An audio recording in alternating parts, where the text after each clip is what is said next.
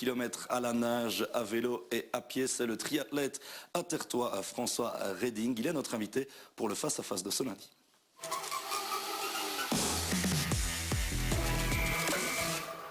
François Reding, bonsoir. Bonsoir. Merci d'être notre invité dans le MAG aujourd'hui. Vous étiez hier présent du côté de Freux pour le triathlon olympique sur lequel vous avez terminé 5e, si je ne m'abuse. Oui, tout à fait.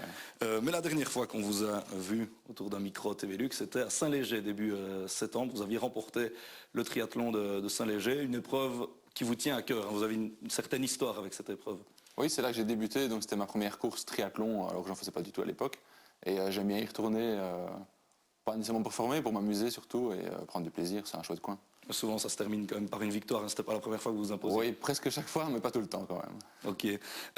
Cette victoire à Saint-Léger, elle précédait celle qui est sans doute la plus emblématique de votre saison. Ça s'est passé le 25 septembre dernier à l'Alpsman, donc ça c'est aux alentours du lac d'Annecy, hein, c'est ça.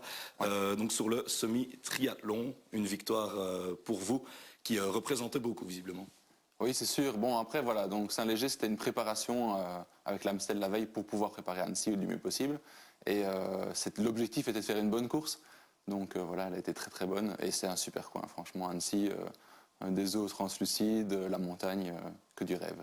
Vous le disiez dans la presse, vous le disiez aussi en préparation de cette interview, vous avez gagné 3 fois Belfort.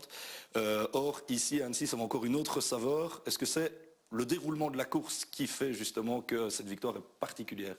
J'ai tendance souvent à revenir sur la course à pied, donc le déroulement d'une victoire est assez proche. Donc souvent, je pars assez loin en natation et puis je reviens en vélo et je finalise en course à pied, si on peut appeler ça. C'est pas toujours le cas parce qu'il faut que la course se déroule bien pour moi aussi.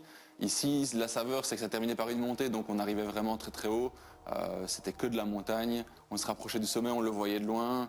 Il y avait des spectateurs, ça criait, ça donnait des encouragements, les écarts, etc. Donc c'est vrai que c'est une saveur particulière. Et puis on voit de plus en plus le lac de loin.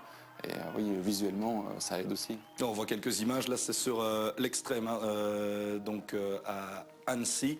Le déroulement de la course, on en parlait. Vous sortez de l'eau à la 30e, 40e position, vous ne savez pas exactement, mais après ça, vous enchaînez et vous faites véritablement une remontada. Hein. Oui, je remonte très très vite à vélo. Je pense que la première côte, qui fait une dizaine de kilomètres, je reprends déjà une bonne vingtaine de places, peut-être même un peu plus. Et puis progressivement encore. Après, à partir de mi-course, je ne reprends plus grand monde, sauf sur la fin du vélo, je reviens encore sur 2-3 gars qui avaient l'air déjà bien cuits. Donc je me suis dit que pour la course à pied, ça devait être bon. Si moi, je n'étais pas trop crevé, je pense qu'eux ne reviendraient pas de l'arrière. Donc je pouvais regarder vers l'avant pour pouvoir voir plus loin encore. Alors on le rappelle, hein, les distances, donc c'était 2 km de nage, 100 km à vélo, 16 km de course, le tout bouclé pour vous, donc en 5h33 minutes 55 secondes. Est-ce qu'il y a un moment particulier dans la course où vous vous dites, là je peux vraiment aller chercher la première place? La première place, c'est arrivé assez tard. Vers le 10e, il y a un bénévole qui m'annonce à 4 minutes de la tête et à 2 minutes de la deuxième place, alors que j'étais à 10 et 6 au pied. Donc là, je me suis dit, oui, vu l'écart que j'ai repris sur la partie facile, on va dire, bon, elle était déjà difficile, mais par rapport à la suite, partie facile de la course, je me suis dit, il y a vraiment moyen de faire quelque chose. Et donc j'ai forcé un peu le rythme et je reviens sur la tête de course 2 km avant l'arrivée. Et là, la fatigue est arrivée. Vous visiez un top 3 à la base, là vous terminez vainqueur, donc énormément de satisfaction, je suppose, pour vous, dans des épreuves semi-triathlon, vous avez l'air de dire que c'est ce qui vous convient le mieux. Oui, tout à fait. En fait, c'est le type d'épreuve qui est relativement longue, mais pas trop non plus.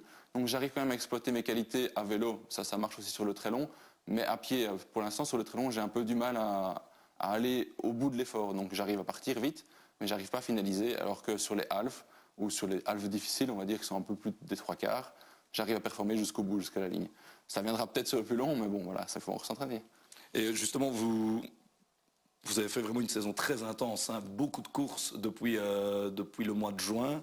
Au mois d'août, ça s'est enchaîné avec Embrun, vous faites un top 30, vous allez chercher la 4e place à l'Iron Lakes aussi, je pense. Ouais. Vous avez senti que vous montiez en puissance et que vous étiez de mieux en mieux pour attaquer l'Alpsman? J'étais déjà très bien dans la préparation d'Embrun. Maintenant, je pense que la préparation plus la course d'Embrun m'a permis de passer encore un cap. Et donc derrière, j'ai un peu relâché pour pouvoir récupérer d'Embrun, mais en faisant des compétitions toujours. Donc l'intensité est toujours là, même voir comme c'était plus court, crescendo. Et ça m'a servi sur l'Alpsman, en fait. Donc avoir le volume de la saison, plus l'intensité des courses qui ont précédé, c'était bénéfique pouvoir exploiter le potentiel du mieux possible.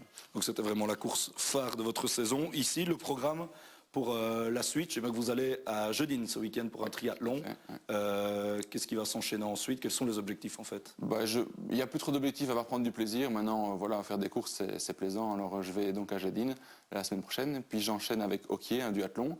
Et puis sûrement des trails aussi. Donc les trails reprennent, il faut en profiter. Déjà des idées pour l'année prochaine?